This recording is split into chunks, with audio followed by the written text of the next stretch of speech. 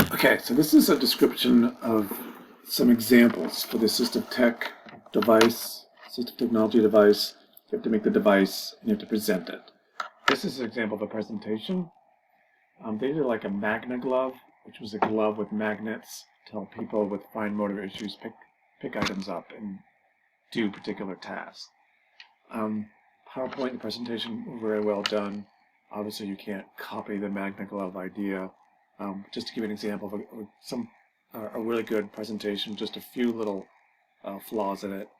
This corresponds with the rubric that's scored on the magna glove. You see the rubric that's scored on the examples, you get an idea of how I'm scoring it, what I'm looking for. They did a really good job of describing how the glove works, a lot of specific details about the glove, how it does. They had the glove, they made the glove and showed me how it worked. So that was all good, showing how to do these different graphs and do different tasks with this glove with these magnets in it. They even got into precautions, which I thought was really cool about different, really drilling down these details about potential issues with it. Targeted population, they did a good job talking with the targeted population. Gave these diagnoses, good to get specific diagnoses, specific age ranges. Talked about the issues around grasping with strength, endurance, sensation, movement, coordination. All, this is the population of people that have a need. This is the need, something to help them be more functional with the hands. It's affordable, can address their particular deficits, and they feel like their device really fits this unmet need. It really targets it well. It's a one-size-fits-all kind of thing. No, I'm sorry. So the ones on the market are not very particular, not very individualized. Big part of this is trying to individualize it, customize it for your particular population or a particular client the best that you can.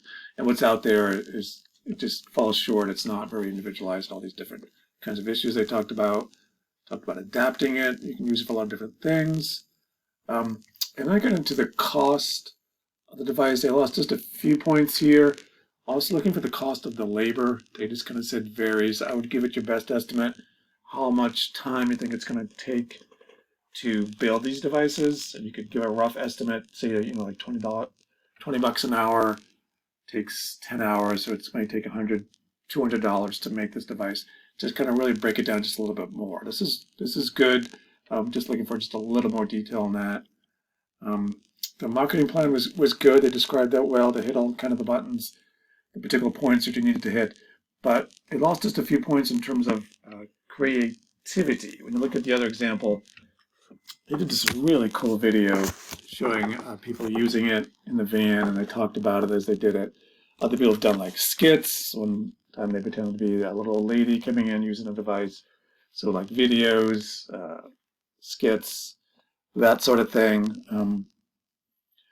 Trying to think of creative ideas you can do. I think of that show where they present their marketing ideas. I can't think of the name of it, but that show where they're trying to sell their business to these loan sharks, Shark Tank. That's the name of it. So kind of take a look at Shark Tank, and they have those creative ideas, creative ways of presenting it. They kind of fell short a little bit on this. They had the details, but they didn't really do it very creatively. These are the references. It's an APA style, which is what you need. So if we go out of this, we can go into the rubric. So here's the rubric with the magna glove right here. So this is for the presentation rubric. They got a 95. Described it really well. They targeted the population really well. Just the marketing, I was looking for a little more creativity there. They just lost 2 points, pretty minor. They had the APA style. This is kind of all or nothing on the material cost. It's pretty straightforward. They didn't have the labor part right there. So they lost some points there. So they lost 3 points there because they didn't have the labor cost. But they had everything else, I think, at a 95. So it was a good job. Not perfect, but a good job to give you an idea of one. And then if we go to this other one, to watch this video, I'm not going to play it. But it's this one right here. This is the leg lifter. What they did is they, in this case, we're lucky that semester we had some particular clients that they could work with. And they worked with this guy who had a stroke. and he had a problem with getting his leg into the van, and he needed something that was better than the generic leg lifter that you might be familiar with. I think we have some in the lab. So they designed that was specific to his needs. It really worked well. If you look at the video in the car, loops around the car really well. It bundles right up in a nice little bag. Looks very neat, very non-medical. It's individualized. He likes the Red Sox. They did that. So it's very creative, very unique, very safe, efficient, individualized, and they show you how it works. It works really well.